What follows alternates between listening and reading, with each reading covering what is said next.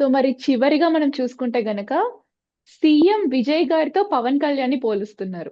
మరి దీనిపైన మీ అభిప్రాయం సార్?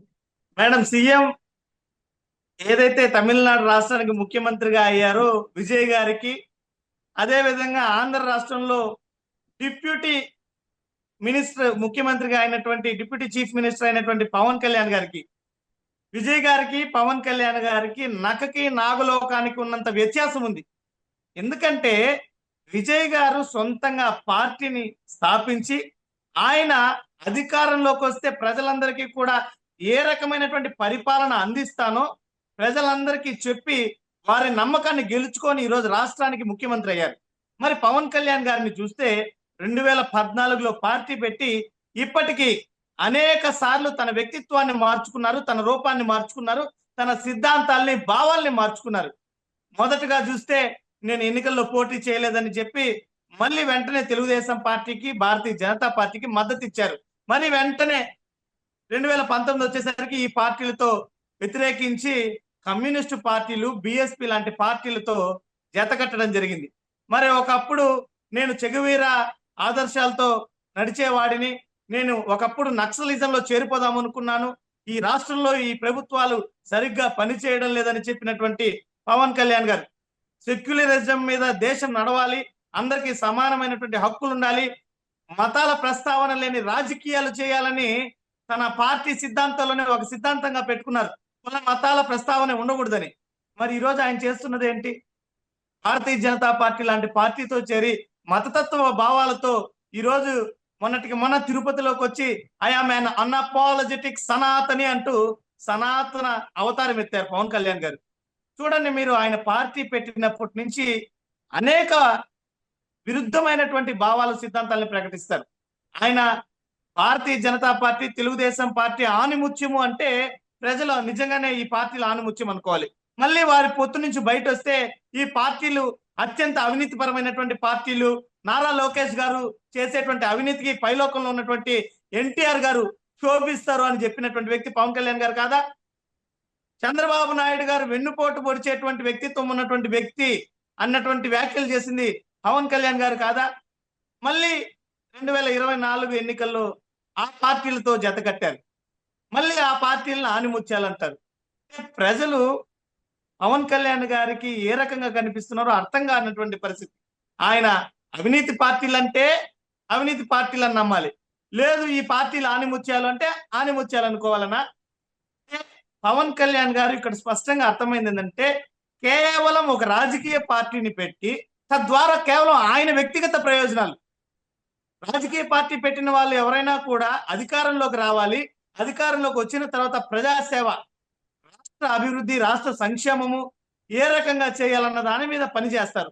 కానీ పవన్ కళ్యాణ్ గారిని చూస్తే దానికి భిన్నంగా ఈరోజు కేవలం చంద్రబాబు నాయుడు గారి కోసమే పనిచేస్తున్నారు. అసలు ముఖ్యమైన విషయం ఏంటంటే చంద్రబాబు నాయుడు గారి కోసమే పవన్ కళ్యాణ్ గారు పార్టీ పెట్టారు. చంద్రబాబు నాయుడు గారి కనుసన్నల్లో పవన్ కళ్యాణ్ గారు పనిచేస్తూ మళ్ళీ ఆయన చెప్తున్నారు నేను ఒక 15 ఏళ్ళు ఊడిగం చేయడానికి సిద్ధంగా ఉన్నానని. అంటే ఆయన్ని నమ్మి ఓట్లేసిన వాళ్ళు కానీ, ఆయన అభిమానులు కానీ, ఈ రాష్ట్రంలో ఆయనకంటూ ఒక ప్రత్యేకంగా అభిమానం చూపే కొన్ని సామాజిక వర్గాలంతా కూడా ఈరోజు నిలువునా మోసపోయినటువంటి పరిస్థితి.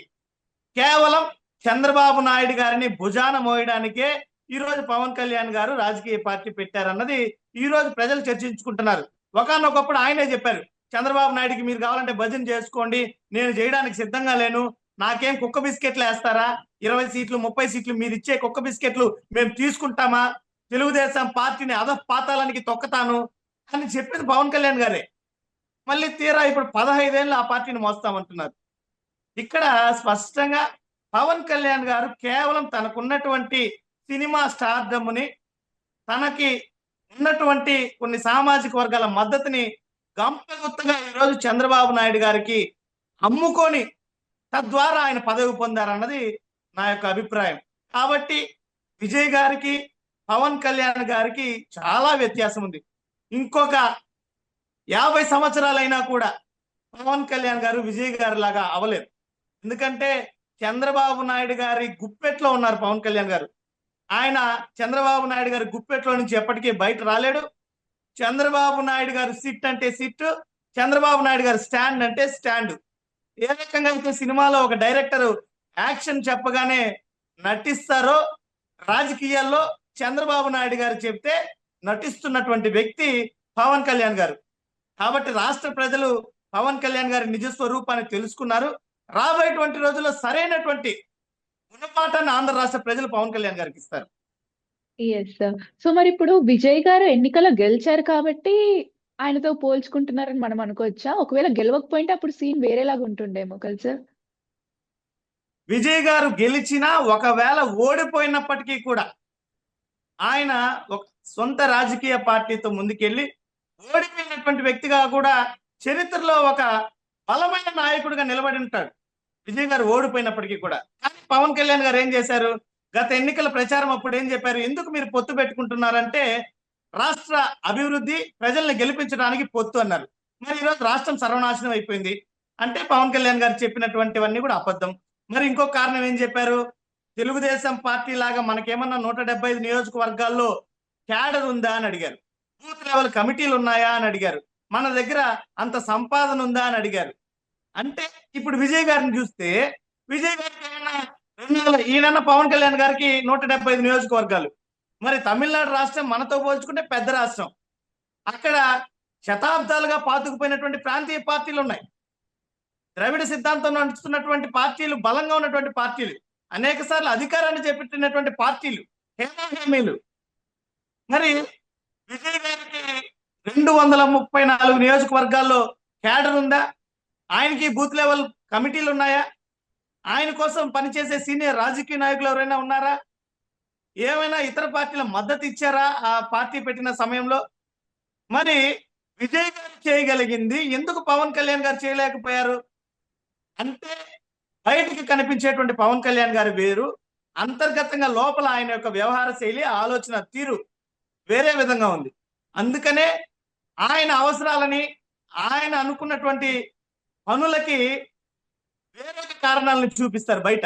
క్యాడర్ లేదు, కమిటీలు లేవు, 175 నియోజకవర్గాల్లో మనకు సంస్థాగతంగా బలంగా లేము, ఇలాంటి కాకమ్మ కబుర్లు చెప్పి ప్రజలని వాళ్ళ యొక్క దృష్టిని మరల్చి, అవును నిజమే ఏమో, పవన్ కళ్యాణ్ గారు చెప్తున్నది నిజమే కదా అనుకునేటువంటి భ్రమ కల్పించేటువంటి రీతిలో ఆయన ప్రసంగాల శైలితో జనాల్ని పిచ్చోళ్ళని చేసి వెర్రోళ్ళని చేశారు. మరి ఈరోజు స్పష్టంగా పవన్ కళ్యాణ్ గారు చెప్పిందంతా కూడా విరుద్ధంగా ఈరోజు విజయ్ గారు, ఆయనకి ఏమాత్రం కూడా అనుభవం లేదు, కమిటీలు లేవు, సంస్థాగతంగా బలంగా లేరు.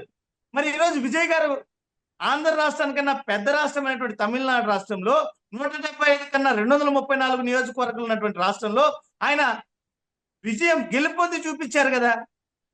మరి ఎందుకు ఆ దిశగా పవన్ కళ్యాణ్ గారు వెళ్ళలేకపోయారు? పవన్ కళ్యాణ్ గారికి కేవలం చంద్రబాబు నాయుడు గారు ఏమి చెబితే అది చేయడం మాత్రమే తెలుసు తప్ప రాజకీయాలు తెలియవు, ప్రజల బాగోగులు తెలియవు, పాలనా వ్యవహారం తెలియదు.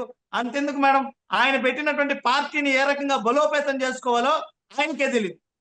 ఇప్పటికీ 2014 నుంచి ఈ రోజుకి పట్టుమని ఒక 10 నియోజకవర్గాల్లో ఒక సంస్థాగతంగా బలోపేతం చేయలేదు పవన్ కళ్యాణ్ గారు. ఇప్పటికీ తెలుగుదేశం పార్టీ నాయకుల చేతిలో కుక్క చావు చేస్తున్నారు. తెలుగుదేశం పార్టీ నాయకుల చేతుల్లో జనసేన పార్టీ వాళ్ళు ప్రతిరోజు ఒక్కొక్క నియోజకవర్గంలో జనసేన పార్టీ నేతల మీద దాడులు, జనసేన పార్టీ నేతలకు అవమానం అనేటువంటివి వస్తున్నాయి. మరి పవన్ కళ్యాణ్ గారు ఏం చెప్తున్నారు?